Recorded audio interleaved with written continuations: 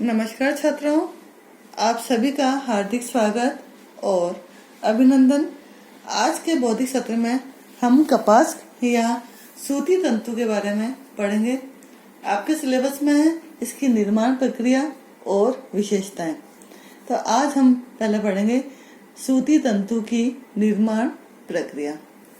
निर्माण प्रक्रिया से पहले हमें जानना आवश्यक है इसके इतिहास के बारे में। कपास के रेशे का मूल उद्गम स्थान भारत है, इसलिए भारत को कपास का जन्मदाता भी कहा जाता है, क्योंकि भारत में अति प्राचीन काल से ही कपास का उपयोग वस्त्र बनाने के रूप में किया जाता रहा है। इसका प्रमाण मोहनजोदड़ो एवं हड़प्पा की खुदाई से प्राप्त चांदी के वे बर्तन हैं जिनके चारों ओर कपास के रेशे लपेटे पाए गए हैं। इस प्रकार कपास का उत्पादन एवं वस्त्र निर्माण का कार्य सदियों से भारत में होता आ रहा है। वस्त्र की सौंदर्यता, टिकाऊपन, मजबूती और अद्वितीय कलाकृतियों कारण उन देशों में इस वस्त्र की इतनी मांग बढ़ी कि यहाँ से ये वस्त्र यूरोपीय देशों में निर्यात किए जाने लगे।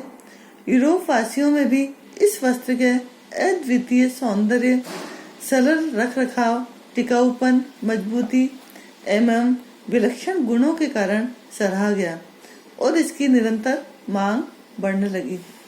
वस्त्र की मांग बढ़ने के साथ ही भारत में सूती वस्त्र के औद्योगिक क्षेत्रों में भी काफी उन्नति हुई तथा हजारों लोग इस उद्योग से जुड़कर जीविकोपार्जन करने लगे। कपास के उत्पादन में सबसे इम्पोर्टेंट है कपास की खेती। कपास की खेती के लिए हमें निम्न चीजों की आवश्यकता है: जलवायु, मिट्टी, वर्षा एवं समय। फर्स्ट हम देखेंगे जलवायु। कपास की खेती उष्णकटिबंधीय क्षेत्रों में होती है। इसके लिए नमी एवं गर्मी दोनों ही नितांत आवश्यक है। अमेरिका की जलवायु और मिट्टी दोनों ही कपास उत्पादन के लिए उपयुक्त है। यही कारण है 17वीं शताब्दी में कपास उत्पादन होने के बावजूद भी आज अमेरिका विश्व में कपास उत्पादन के क्षेत्र में पहले नंबर पर है। नेक्स्ट, मिट्टी। कपास की खेती के लिए काली मिट्टी उपयुक्त होती है, क्योंकि काली मिट्टी में पानी को सोखने की क्षमता बहुत अधिक होती है। मिट्टी की प्रकृति अगर क्षारीय हो तो उसमें उत्तम प्रकार के कपास के रेशे प्राप्त होते हैं और ऐसे रेशे मजबूत, लंबे, मुलायम होते हैं। नेक्स्ट है वर्षा। 30 से 38 सेंटीमीटर बीज बोते समय अधिक वर्षा की आवश्यकता होती है। जब पौधे बड़े हो जाते हैं तब अधिक वर्षा की आवश्यकता नहीं होती। समय, इसमें लगभग 200 दिन का समय लगता है। यह पौधा 1 वर्षीय होता है। इसे तैयार होने में लगभग 200 दिन पूरे लगते हैं। अब हम पढ़ेंगे सूती वस्त्रों की निर्माण प्रक्रिया। इसके कई सारे स्टेप्स हैं या चरण हैं। पहला है कोए को एकत्रित करना। कपास के पौधे पर जो फल लगता है उसे हम कोया कहते हैं। इस कोये के अंदर कॉटन फाइबर सुरक्षित रहता है।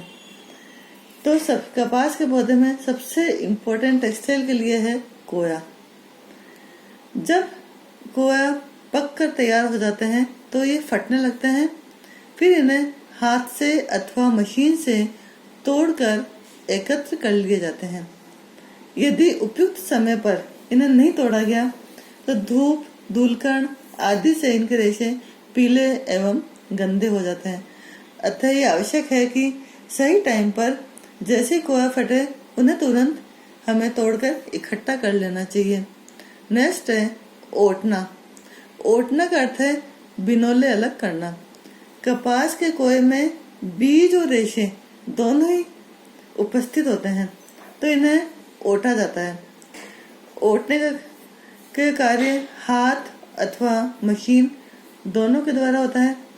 इस प्रक्रिया के द्वारा रेशे में उपस्थित धूल कण, पत्तियां, लकड़ी, छिलके, बीज आदि अलग कर दिए जाते हैं। ओटने के कई सारे मेथड हैं। हाथ ओटनी, छड़ ओटनी और मशीन ओटनी। नेक्स्ट स्टेप है गांठें बनाना। रेशों से बीज अलग करने के पश्चात इन्हें दबाकर गांठें बनाई जाती हैं। गांठें बनाने का कार्य भी मशीन की सहायता से किया जाता है। प्रत्येक गांठ का वजन लगभग 500 पाउंड होता है, जिन्हें टाट या बोरी में बांधकर मिलों में भेज दिया जाता है। गांठें बनाने के बाद नेक्स्ट स्टेप है गांठें खोलना और मिलाना। मिलों में गांठें पहुंचने के बाद सभी गांठों को खोलकर आपस में मिला दिया जाता है, जिससे सभी प्रकार की रुई आपस में मिल जाती है और रुई में समानता आ जाती है। गांठें बनाना और मिल तक लाने के दौरान रुई में कई प्रकार की अशुद्धियां और धूल कण प्रवेश कर जाते हैं, जिनकी सफाई कर दी जाती है। गांठों को आपस में मिलाना, सफाई करना, सुलझाना आदि कार्य मशीन की सहायता से किए जाते हैं। ये मशीन जो उपरोक्त प्रक्रिया के लिए आवश्यक है वह है ब्रेकर, इंटरमीडिएट तथा फिनिशर। इन मशीनों से निकलने के पश्चात साफ रुई की 1 इंच मोटी और 40 इंच चौड़ी चादर तैयार कर ली जाती है, जिसका वजन लगभग 40 पाउंड होता है। यानी अब इसको हम शीट के रूप में प्राप्त करते हैं। नेक्स्ट प्रोसेस है धुनाई करना या कार्डिंग। धुनाई का कार्य हाथ एवं मशीन दोनों से ही किया जाता है। धुनाई करने से रेशे बिल्कुल साफ होकर लंबे और समानांतर हो जाते हैं। धुनाई करने के लिए मशीन होती है जिसके चारों तरफ कांटेदार हुक लगे रहते हैं। मशीन के घूमने के पश्चात रुई इन हुकों में फंसती जाती है और जो भी गंदगी है वो नीचे निकलती रहती है और रेशा खींचकर समानांतर होता जाता है। इन रेशों को एक बड़ी कीप में से होकर निकाला जाता है, जिसमें दबकर एक गोलाकार पट्टी के रूप में निकलते हैं। इस गोलाकार पट्टी को हम कार्ड स्लाइवर कहते हैं। यानी धुनाई करने से या कार्डिंग करने के पश्चात जो मटेरियल हमारे पास उपलब्ध है वो कहलाता है कार्ड स्लाइवर। ये गोलाकार पट्टी अब कताई हेतु तैयार होती है। इस पट्टी से अच्छे किस्म के वस्त्रों का निर्माण होता है। नेक्स्ट प्रोसेस है कंघी करना। कार्डिंग करने के पश्चात कंघी करने की प्रक्रिया की जाती है, लेकिन कंघी उन्हीं कार्डेड स्लाइवर में की जाती है जिसमें हमें अच्छी क्वालिटी के फाइबर्स प्राप्त करना हो, क्योंकि यह एक महंगी प्रक्रिया है। कंघी करने से रेशे चिकने और समानांतर हो जाते हैं और इससे लंबे रेशे अलग और छोटे रेशे अलग छट जाते हैं। सूक्ष्म और एक समान लंबाई वाले रेशे चिकने और समानांतर हो जाते हैं और जिससे व्यवस्थित हो जाते हैं। इस प्रकार कार्डिंग विधि से जो पूनियां तैयार हो जाती है उन्हें कॉम्ब स्लाइवर कहते हैं। इससे उत्तम कोटि के मजबूत एवं मुलायम वस्त्रों का निर्माण होता है। छोटे छोटे रेशे निम्न कोटि के वस्त्र बनाने में काम में लिए जाते हैं या रेयन बनाने के लिए कच्चे पदार्थ के रूप में काम में लिए जाते हैं या इसके द्वारा कागज भी बनता है। नेक्स्ट स्टेप है ऊनी बनाना। इस प्रक्रिया में रुई की छोटी छोटी और पतली पतली पूनियां बनाई जाती है। पूनी का आकार एक पेन के जैसा होता है। इसकी लंबाई 6-7 इंच और मोटाई लगभग 1 इंच होती है।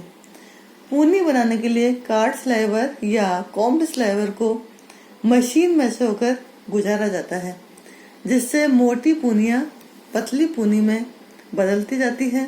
साथ ही रेशे आपस में सट जाते हैं, जिससे इसकी रचना और भी सघन हो जाती है।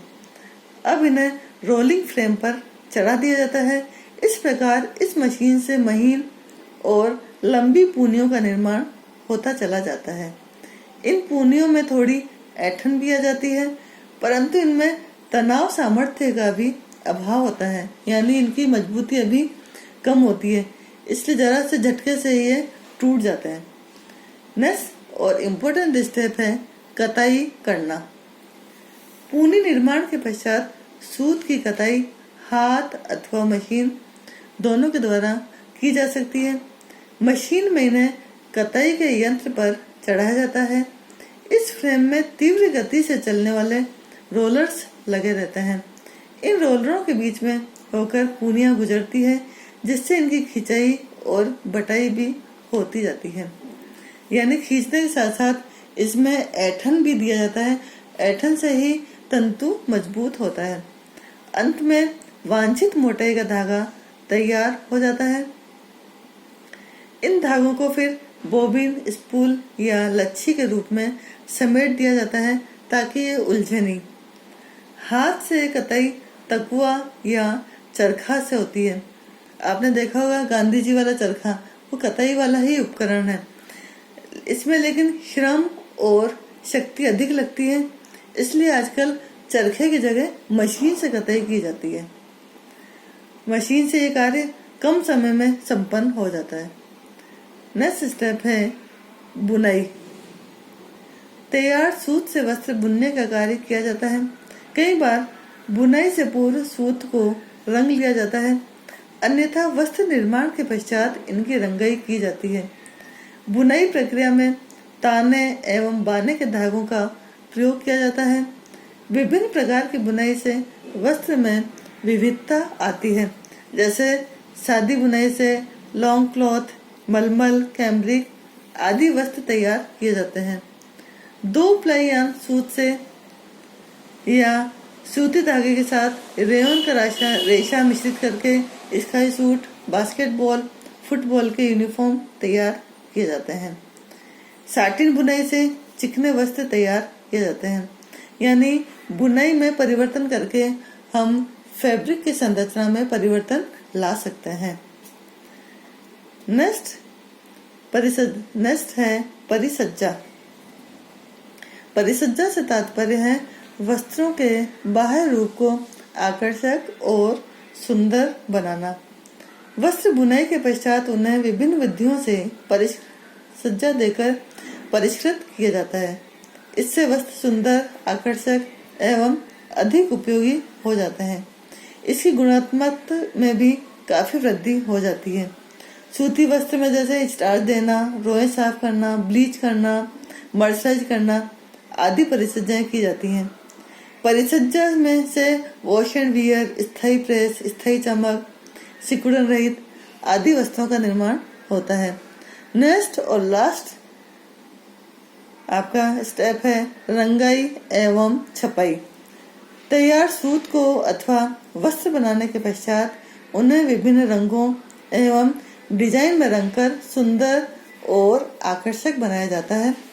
वस्त्र की उपयोगिता के अनुरूप इन्हें विभिन्न रंगों एवं डिजाइन में रंगा जाता है। छपाई के लिए जैसे discharge, roller, resist, log, screen printing आदि का काम लिया जाता है। इस तरह से हमारे सूती वस्त्र का निर्माण होता है। धन्यवाद।